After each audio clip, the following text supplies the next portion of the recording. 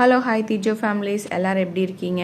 இது எங்கள் விருதுநகரில் வந்து ஹவுஸ் ஆஃப் கிச்சன் அந்த கடையை பற்றின ரிவ்யூ தான் நான் இன்றைக்கி கொடுக்க போகிறேன். ரவி பிராய்லர்ஸ் வந்து தெரியும்னா அதுக்கு பக்கத்தில் தான் இந்த கடை வந்து இருக்குது. அப்படி இல்லைன்னா வந்து பழைய வெல்கம் ஸ்டுடியோ பக்கத்தில் வந்து இந்த கடை இருக்குது.